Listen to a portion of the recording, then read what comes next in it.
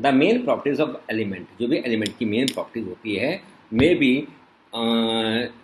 The properties of the individual atom और may be the property of the group of atoms.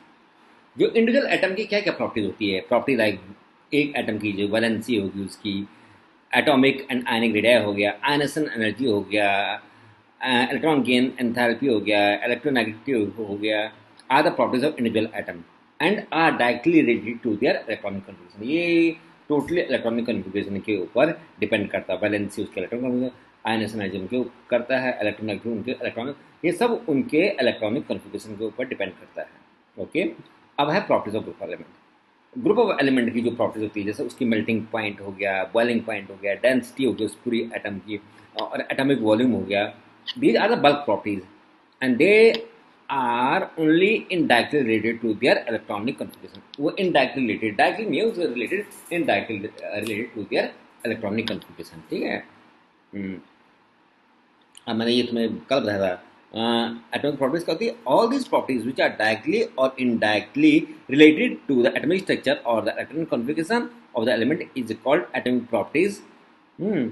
And since the atomic configuration of the element are a periodic function of their atomic number, तो ये हम कहते हैं the properties of element are periodic function of their atomic number।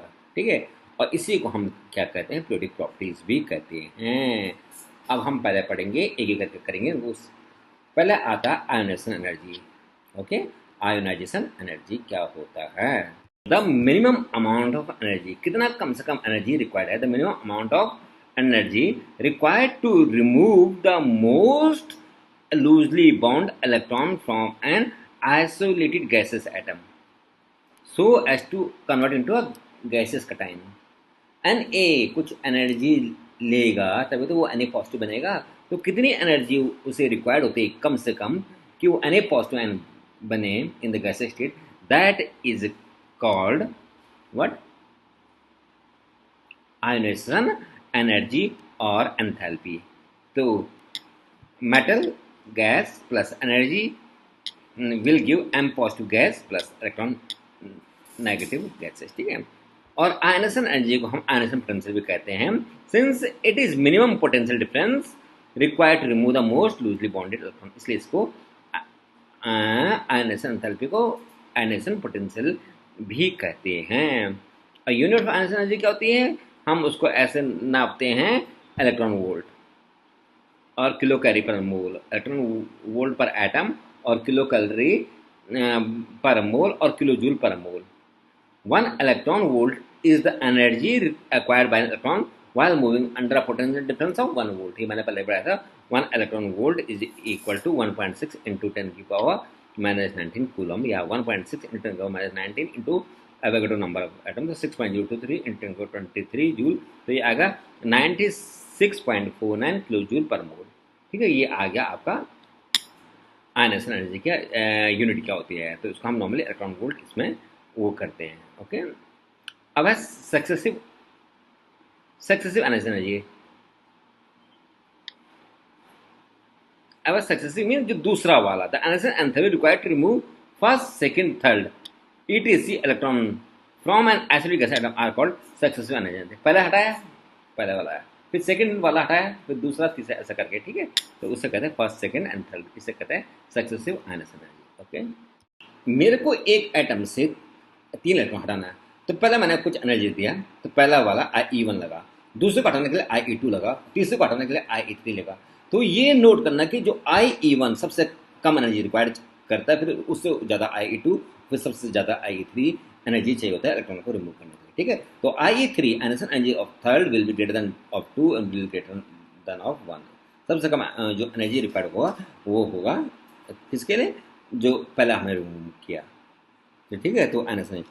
अब है factor governing, कौन कौन से फैक्टर आयनेशन एनर्जी को गवर्न करते हैं। पहला न्यूक्लियर चार्ज, पता है जितना ज़्यादा न्यूक्लियस में उसको इलेक्ट्रॉन को टाइटली पकड़ रखा हो उतना हमको ज़्यादा आयनेशन एनर्जी चाहिए होगा। ज़्यादा एटॉमिक साइज, ज़्यादा बड़ा साइज होगा तो इजीली हट जाएगा, इजीली हट जाएगा, हमको कम एनर्जी चाहिए। Penetration effect of electrons, screening effect of inner electrons and effect of arrangement electrons, ये सब मैं एक एक करके डीपली समझाता हूँ। तो कौन कौन से फैक्टर है, पहले nuclear charge, atomic size, penetration effect, I have to explain it deeply, screening effect of inner electrons and the effect of the arrangement of electron, how it will, ये सब चीज़ I will explain further. Okay, अब मैंने कहा था पहले आता है न्यूक्लियर चार्ज। अब हमको पता है न्यूक्लियर चार्ज मीन जो न्यूक्लियर चार्ज मेनली क्या है, इट इज पॉजिटिव चार्ज। किससे बनता है? प्रोटॉन न्यूट्रॉन से बनता है और प्रोटॉन का पूरा चार्ज होता है। और प्रोटॉन क्या है? एटॉमिक नंबर ही प्रोटॉन है। और तो जब हम अक्रॉस द पीरियड जाते हैं तो आपका क्या हो रहा है, न्यूक्लियर चार्ज बढ़ रहा है। न्यूक्लियर चार्ज बढ़ने से जो इलेक्ट्रॉन को उसने मजबूती से पकड़ रखा है, समझ गए, मजबूती से पकड़ रखा, तो इलेक्ट्रॉन को हटाना बहुत ही मुश्किल है, मीन हमको ज़्यादा आयनेशन एनर्जी चाहिए होगा। तो while going across the period the ionisation energy will increase. Okay, जब हम अक्रॉस द पीरियड जाएंगे तो आयनेशन एनर्जी क्या होगा, इंक्रीज होगा, because of the increase in nuclear charge. Okay, तो the greater is the nuclear charge, the greater will be the ionisation energy. Okay, तो पहले ये आ गया आपका उसका। तो while going across the period the ionisation energy will always increase. दूसरा आता है आपका एटॉमिक साइज। अब हमें पता है कि जितना ज़्यादा एटॉमिक साइज होगा, बड़ा साइज होगा, तो जो न्यूक्लियस का चार्ज लास्ट तक पहुंचने में उसका इफेक्ट कम होता जाएगा। तो the greater is the atomic size, the less will be the answer energy required, because of the effect of nuclear charge on the outermost electron will be lower।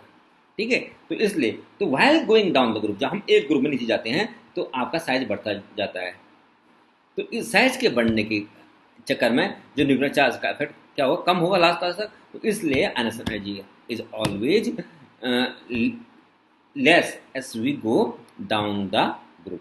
Okay, इसलिए वो metallic character ज़्यादा होता है, ये मैं आगे समझाएंगे। Okay, तो ये हो गया, पहला हो गया न्यूक्लियर चार्ज, दूसरा हो गया योर एटॉमिक साइज।